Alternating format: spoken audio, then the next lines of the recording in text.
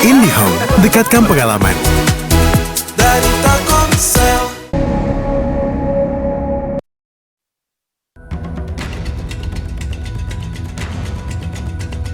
Menteri Agraria dan Tata Ruang Badan Pertanahan Nasional BPN Nusron Wahid menyatakan pembatalan hak guna usaha atau HGU 190 tahun di Ibu Kota Nusantara (IKN) atas putusan Mahkamah Konstitusi tidak akan menghambat proses investasi.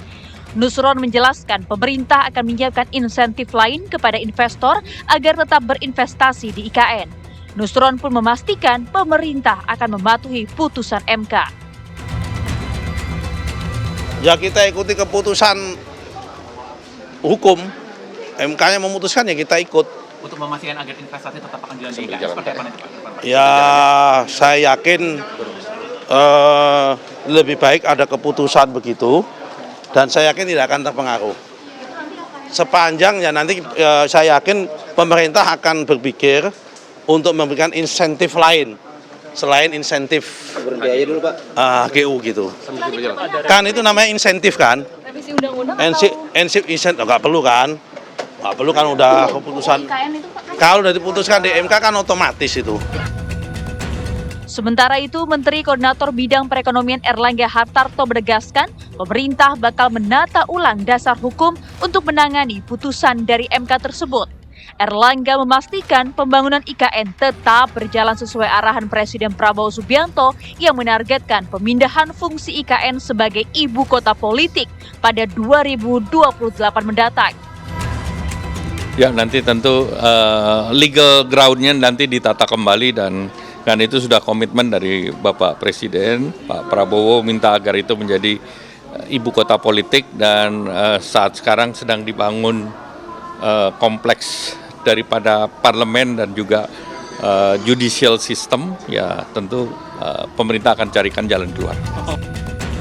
Sebelumnya, Mahkamah Konstitusi membatalkan ketentuan hak atas tanah di IKN yang memungkinkan jangka waktu penggunaan lahan mencapai 190 tahun untuk hak guna usaha dan 160 tahun untuk hak guna bangunan serta hak pakai. Namun putusan terbaru MK menegaskan HGU ditetapkan hanya untuk jangka waktu maksimal 35 tahun saja dengan perpanjangan 25 tahun lalu pembaruan 35 tahun. Dengan demikian, total HGU yang bisa diperoleh investor adalah 95 tahun dengan syarat memenuhi kriteria dan lolos evaluasi pada setiap tahap. Lantas, bagaimana nasib IKN usai putusan MK ini?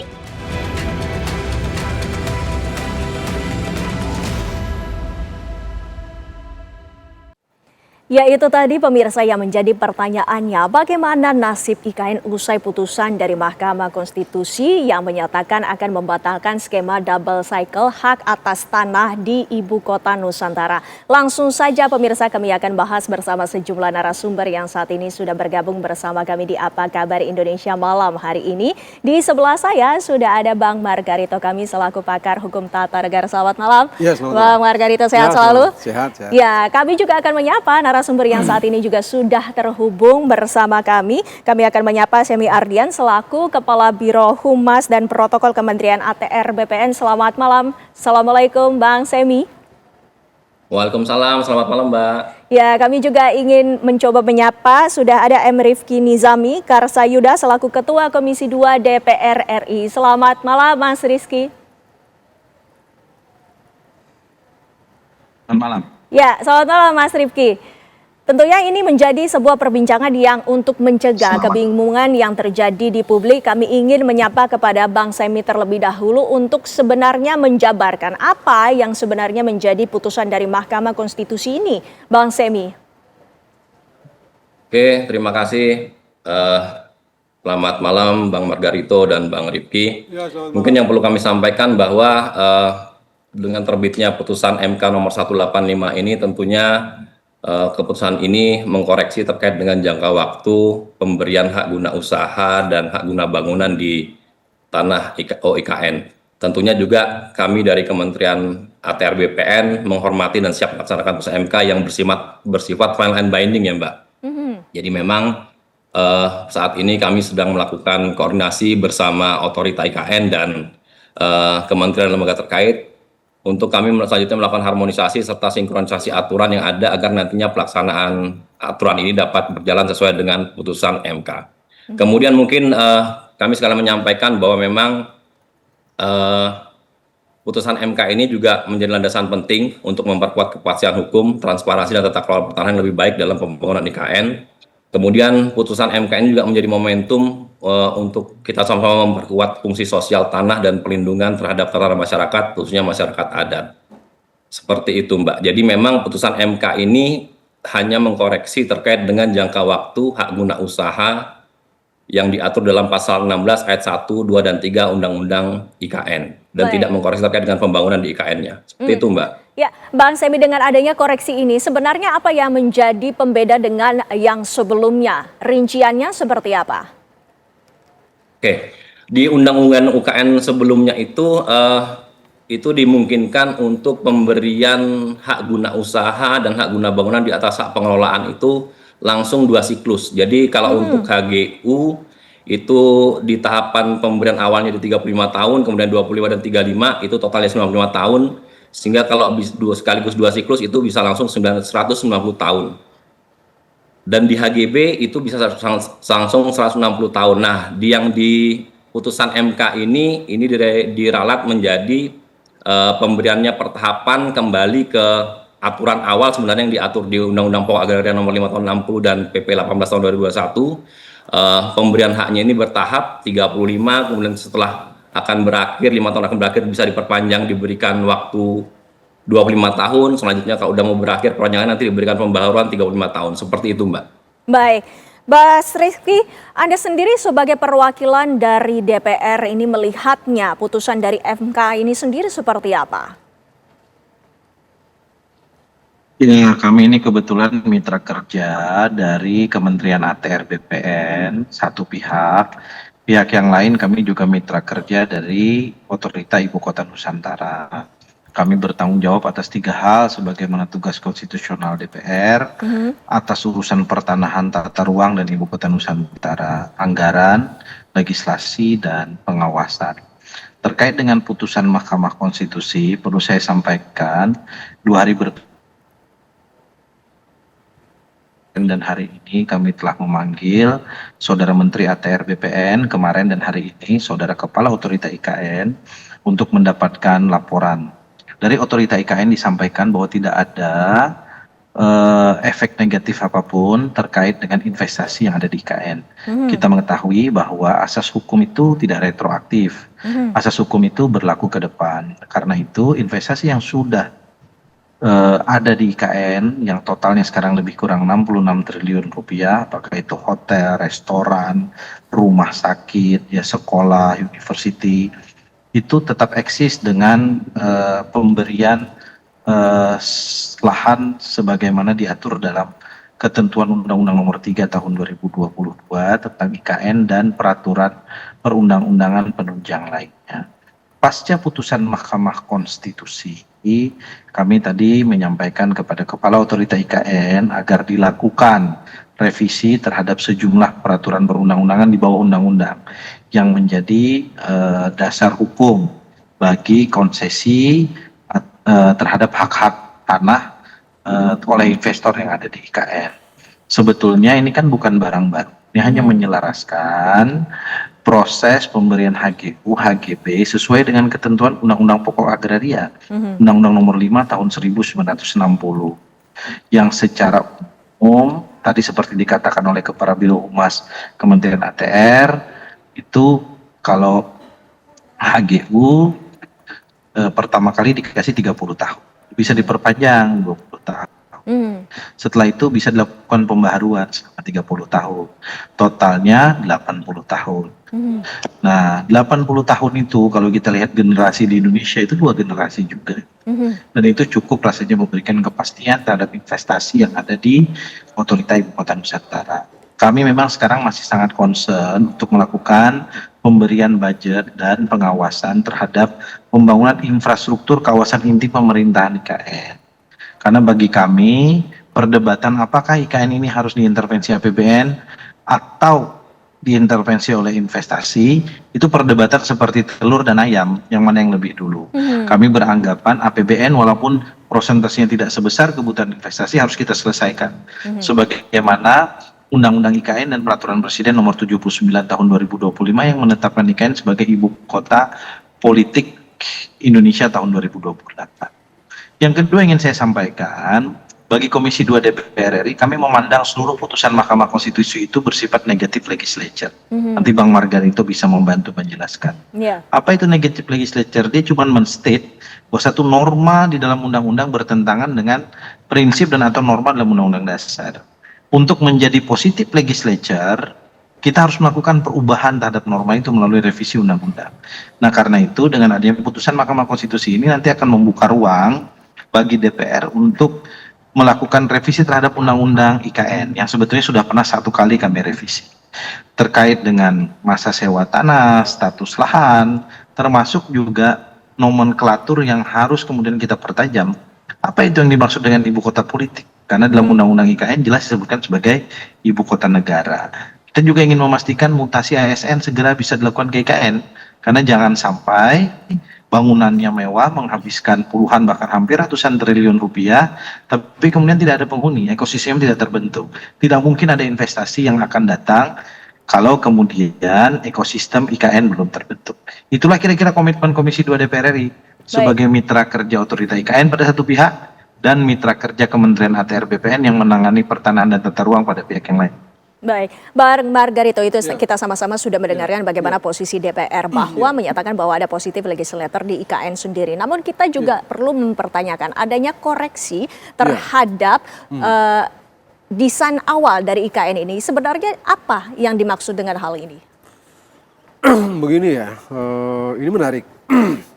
Pertama ya, putusan ini ternyata tidak memancing orang untuk memperdebatkan berlaku surut dan tidak berlaku surut. Terlihat ada kesepakatan diam-diam untuk memastikan bahwa putusan Mahkamah Konstitusi ini berlaku ke depan atau prospektif. Itu satu. Yang kedua, putusan Mahkamah Konstitusi ini saya mesti katakan apa ya? Kalau bahasa agak keren mungkin constitutional momentum for the nation building. Why? Anda tahu? 2 abad, hampir 2 abad itu HGU dipegang oleh satu korporasi. Macam apa itu cara berpikir?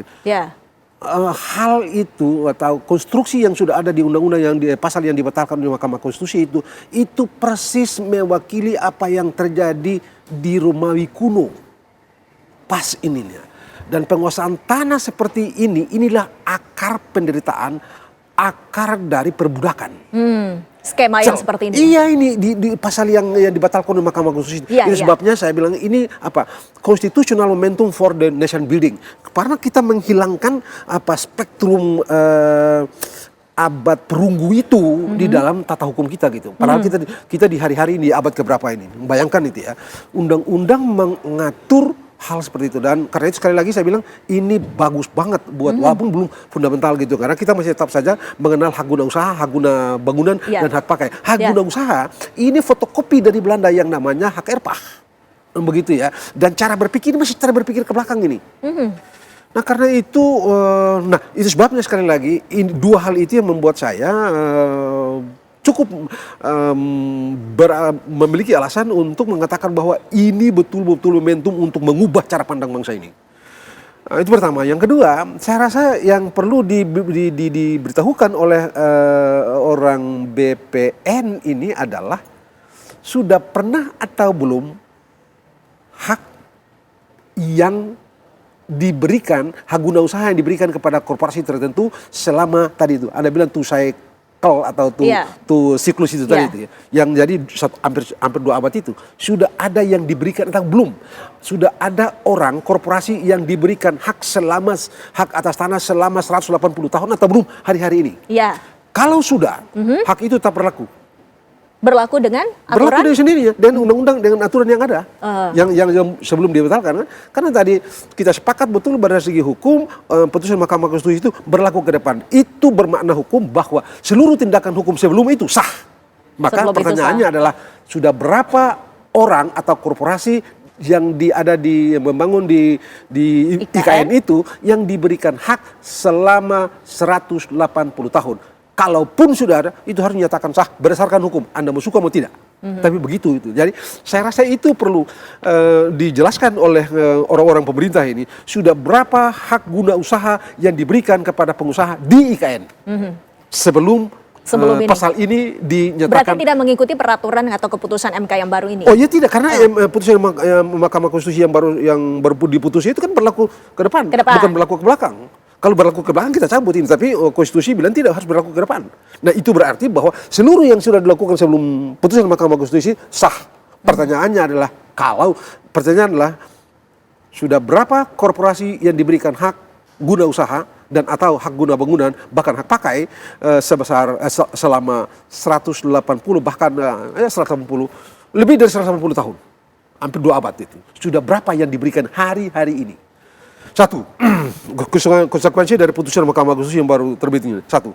Yang kedua, saya rasa teman-teman di DPR perlu mengambil langkah lebih kompatibel atau memberi makna baru terhadap pasal 33 Undang-Undang Dasar.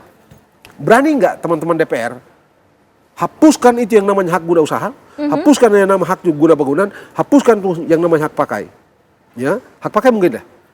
Ubah saja semuanya menjadi kerjasama. Persis seperti yang kita praktekkan misalnya di dalam hak pengelolaan negara. Katakanlah misalnya seperti ada beberapa tempat di sekitar Senayan City itu. Itu kan orang tidak, memang di situ dikasih HGB dengan pola bill operation transfer. Begitu. Jadi kerjasamanya hak tetap saja hak negara, dikerjasamakan dengan investor siapa selama beberapa tahun. Kerjasama, bukan hak. Tapi memang kita tahu bahwa kalau kita pakai kerjasama, tinggal mungkin kita ubah di instrumen, di cara berpikir di bidang ekonomi barangkali ya. Karena begini, ini orang yang mendapatkan HGB. Ya. Ini kertas potong ini yang diberikan oleh pertanahan ini. Ini HGB ini dibawa ke bank, ambil duit. Pinjam duit di bank pakai jaminan itu. Bangun tuh. Jadi kita perkaya orang itu ulang-ulang. Orang yang pegang HGB ini. Duit nggak banyak itu. Yang penting dia dapat HGB dulu atau dia dapat HGU dulu. HGU yang diterbitkan oleh BPN itu dia bawa jadi jaminan di bank. Dapat duit di sana baru dia bangun IKN itu. Jadi ini apa akal-akal juga sebenarnya ini. Nah karena itu bisa nggak, berani nggak teman-teman di DPR itu misalnya mengubah konstruksinya supaya kita menjadi apa? Karena sekali lagi kalau Anda cek dalam sejarah itu, Anda menemukan kenyataan bahwa landlord atau land rent itu adalah akar dari perbudakan, akar dari penderitaan. Buka buku, cek sejarah pertanahan itu. Begitu itu, sehingga menurut saya kalau kita mau beres ini bangsa ini ke depan, berani kita ubah konstruksi lembaga hak-hak ini berubah menjadi kita kerjasama. Baik. Kerjasama Anda dengan saya, orang dengan negara begitulah. Langsung saja kita tanyakan kepada Mas Rifki, bagaimana dengan sikap DPR? Apakah memungkinkan bagi DPR sendiri untuk mengubah hak guna untuk usaha ini atau HGU ini? Nah, bagaimana? Apakah ada langkah-langkah ataupun bisa diubah menjadi kerjasama, Mas Rifki? Ya, semua skema di dalam regulasi kita memungkinkan kan untuk kita lakukan revisi, dan kita juga bisa menganut mazhab hukum agraria nasional yang tanpa harus kemudian meneruskan praktek-praktek yang dulu dianut dalam sistem hukum agraria Hindia Belanda, sebagaimana yang tadi dikatakan oleh Bang Margarito Kamis. Saya juga sepakat bahwa problem utama terkait dengan sengkarut agraria di tempat kita yang kemudian menghasilkan ketidakadilan agraria yang juga menciptakan kelas-kelas sosial dan ekonomi di Indonesia ini, salah satunya adalah praktek-praktek pemberian HGU yang kemudian ditingkatkan menjadi hak tanggungan.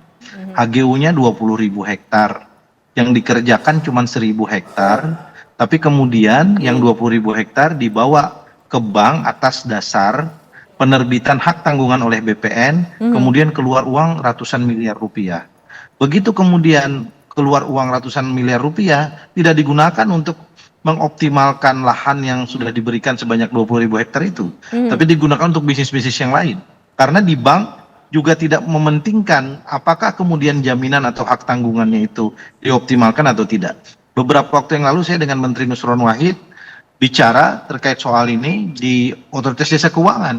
Saya mengatakan dosanya bukan hanya di BPN, tapi juga ada di perbankan, karena perbankan tuh tahu bahwa begitu itu jadi jaminan, kerap kali juga jaminan itu jadi dimanfaatkan. Sementara Anda bayangkan dengan contoh kasus seperti tadi, ada 19.000 lahan yang kemudian tidak bisa diapa-apakan oleh negara tercatat sebagai HGU, di bank dijadikan jaminan, masyarakat sekitar tidak bisa memanfaatkan.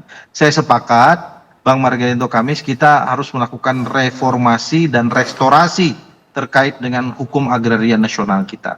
Kami saat ini sedang membentuk pansus konflik agraria yang baru dibentuk oleh DPR bulan lalu, dan mudah-mudahan salah satu rekomendasi pansus itu adalah perubahan regulasi sejumlah ketentuan peraturan perundang-undangan. Kami di Komisi 2 DPR ini mengusulkan kodifikasi hukum pertanahan dan tata ruang nasional.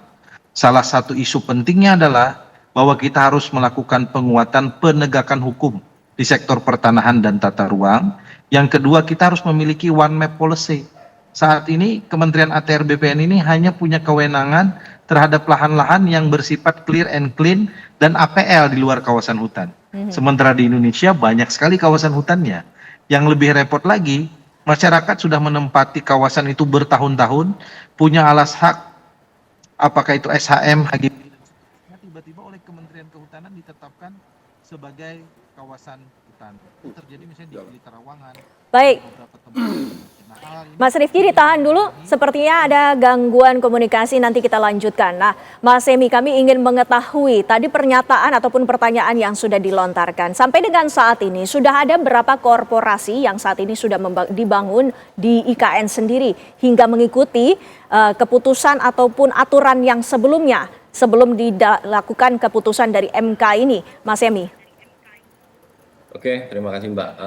Sepakat tadi apa yang disampaikan oleh Bang Margarito ya, bahwa memang putusan MK ini kan tidak berlaku surut, jadi hanya mengatur hak atas tanah yang akan diterbitkan nantinya setelah putusan ini berlaku.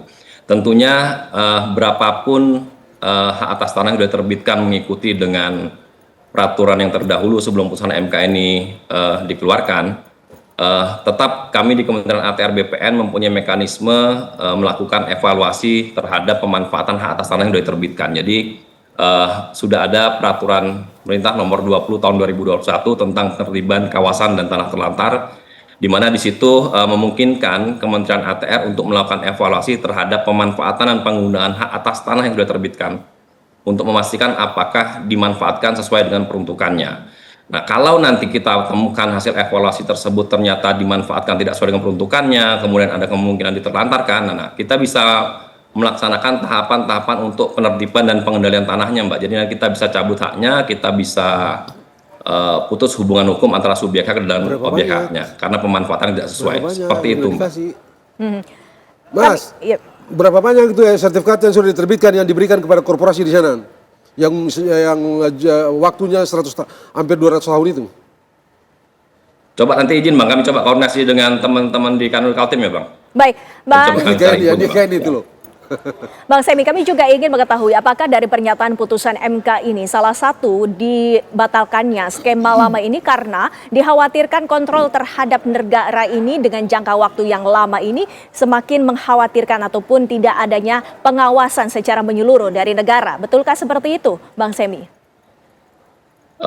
Mungkin itu menjadi salah satu pertimbangan yang hakim bisa memutuskan sehingga melakukan koreksi terhadap pasal 16A ayat 1, 2, dan 3. Tetapi sejatinya juga di dalam mekanisme tata pendaftaran tanah juga ada tahapan evaluasi yang memungkinkan Kementerian ATR BPN untuk melakukan evaluasi terhadap pemanfaatan hak atas tanah yang sudah diberikan, Mbak. Jadi walaupun itu siklusnya 150 tahun, tapi pastinya nanti kita pertahapannya juga akan melakukan evaluasi apakah ini dimanfaatkan betul-betul atau tidak. Sehingga nanti kita bisa pastikan untuk lahan-lahan yang tidak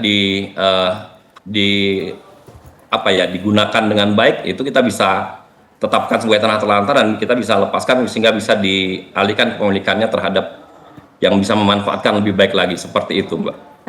Jaminan terhadap investasi ini juga menjadi salah satu yang penting untuk dibahas. Mas Semi, nanti kita akan kembali usai jeda membahasnya lebih lanjut. Pemirsa, kami akan kembali sesaat lagi.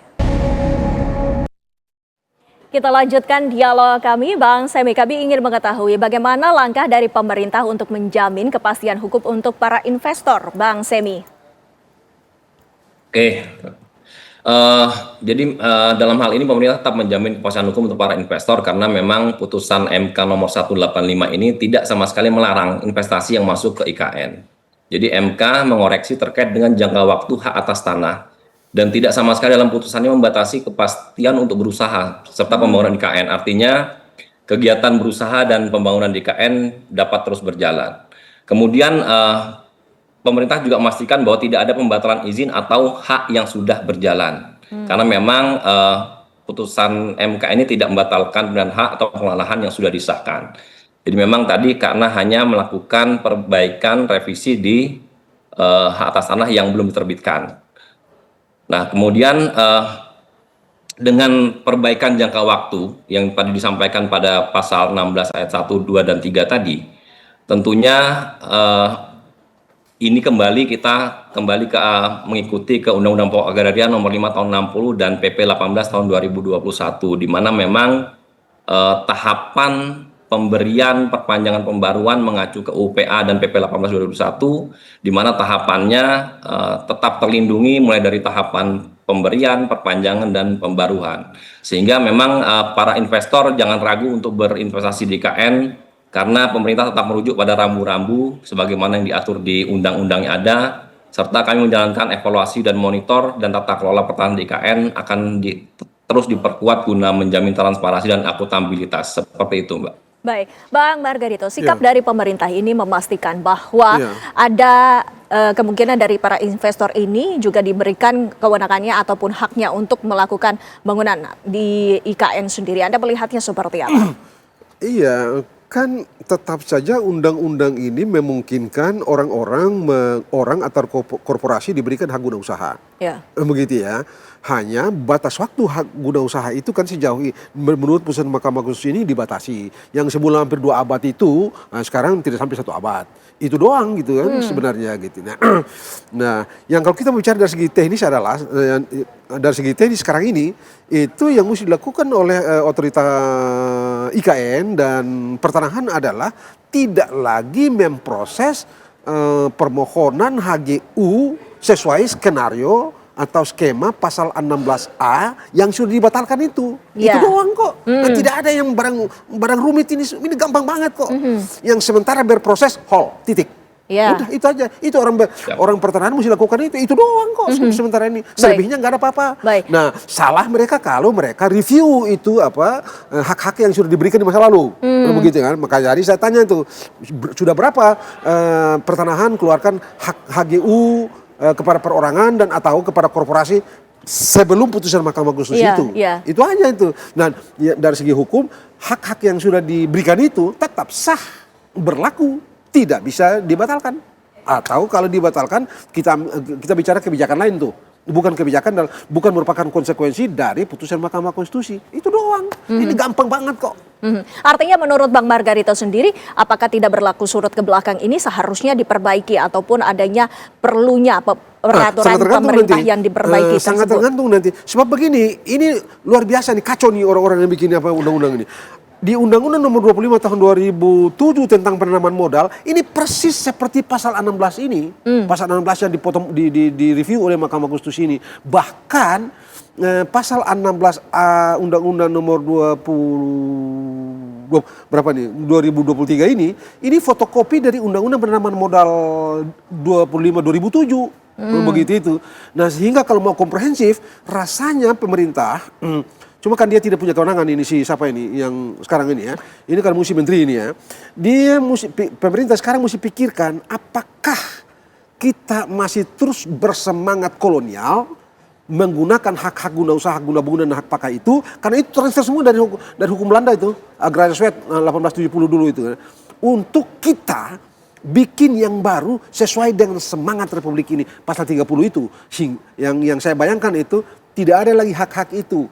Misalnya hak guna usaha, hak guna bangunan, hak pakai itu, hak pakai mungkin bisa gitu. Hak guna bangunan enggak ada. Yang ada cuma kerjasama antara pemilik tanah dengan calon investor atau kerjasama antara negara dengan calon investor. Sehingga penguasaan tanah itu atau pemanfaatan tanah itu tidak menimbulkan penderitaan atau kemiskinan yang tersistem. persis seperti di masa Romawi kuno dan di masa Babilonia. Begitu itu, bahkan Inggris kuno. Nah, kan mesti kita berpikir betul ini. Masa negara semodern kita ini bikin undang-undang yang menciptakan tuan tanah baru. Padahal dulu waktu kita merdeka itu sampai tahun 58, di tahun 58 itu ada undang-undang tentang nasionalisasi tanah-tanah partikulir, tanah-tanah eigendom zaman itu, tanah-tanah Belanda zaman itu. Itu dinasionalisasi untuk jadi tanah negara Indonesia, dikuasai langsung oleh negara Indonesia. Bagaimana bisa di hari-hari ini kita bikin lagi undang-undang yang memberikan lamanya hak, undang-undang yang memberikan hak kepada orang selama berabad-abad itu. Kan konyol, Belanda saya tidak bikin sampai dengan berabad-abad. Masa undang Indonesia dengan pasal 30 itu kita kasih hak orang dengan berabad-abad? Ini kan kacau betul ini. Kita ciptakan tuan tanah baru dan kita konsolidasi kemiskinan dan penderitaan rakyat. Nah karena itu, supaya ini tidak terus-menerus terjadi, menurut saya memang bukan dia punya kewenangan ini aneh ini. Ini mesti menteri dan DPR gitu ya. Pikir baik-baik untuk konstruksi yang baru sesuai dengan semangat pasal 33 Undang-Undang Dasar 1945 begitu ya. Semangat itu adalah jangan pakai hak guna usaha dan atau hak guna bangunan atau hak pakai saja kerjasama. Sebab jangan lupa sekali lagi, ini instrumen ekonomi. Iya. Tadi itu yang teman kita yang dari DPR bilang tuh, orang kan dapat hak guna usaha tuh. Kertas potong tuh, Bawin. Kertas potong itu, bawa taruh di bank. Keluar duit gede-gede itu. Dia bangun segala macam. Jadi kita negara bikin kaya dia ulang-ulang gitu. Kita ketipu. Nah, di satu sisi, di sisi yang lain, orang yang tadinya lebih dulu menguasai tanah itu, rakyat-rakyat kita ya, saudara-saudara kita di kampung-kampung sana, dia terkapar kan, tersingkir dari tanah itu kan. Itu dampaknya ya? Itu dampaknya gitu. Itulah yang menciptakan kemiskinan, tersistem, terstruktur. Nah dengan begitu maka kalau kita bikin lagi, hidupkan lagi atau kita terus mempertahankan cara ini, kan sama saja dan kita mempromot kemiskinan dan atau penderitaan rakyat itu. Nah karena itu supaya itu hilang, tampaknya perlu tempuh politik yang baru, politik penguasaan hukum, penguasaan tanah yang baru yang betul-betul nafas dengan spirit pasal 33 Undang-Undang Dasar 1945. Menurut saya begitu gitu. Iya. Baik, Bang Semi, dari pemerintah sendiri bagaimana memastikan bahwa rencana awal dari IKN ini tetap berjalan, Bang Semi? Ya Mbak, jadi memang kami di Kementerian Agraria dan Tata Ruang Badan Pangan Nasional juga terus mendukung terkait dengan pembangunan IKN dari dua aspek, yaitu aspek pertanahan dan tata ruang. Dari aspek pertanahan, Kementerian ATR BPN saat ini sudah menyelesaikan 13 paket pengadaan tanah, 4 yang sedang dalam tahap penyerahan secara parsial, dan 9 kegiatan pengadaan tanah memang sedang berjalan proses tahapannya. Nah kemudian yang kedua dari aspek tata ruang, Kementerian ATR BPN juga mendukung melalui rencana tata ruang, khususnya rencana detail tata ruang. Sudah ada 9 rencana detail tata ruang yang sudah diselesaikan dan saat ini telah ditetapkan menjadi peraturan kepala OIKN. Jadi nantinya RDTR ini dapat dijadikan sebagai panduan pembangunan dan menjadi landasan dalam mendukung kemudahan berusaha melalui kesesuaian kegiatan pemanfaatan ruang atau KPPR. Seperti itu Mbak. Baik. Terima kasih Bang Semi, terima kasih pula Bang Margarito. Kita juga harapkan bahwa kedepannya ini menjadi yang terbaik khususnya untuk pembangunan di IKN sendiri. Terima kasih Bapak-Bapak waktu yang bersama kami di Apa Kabar Indonesia Malam.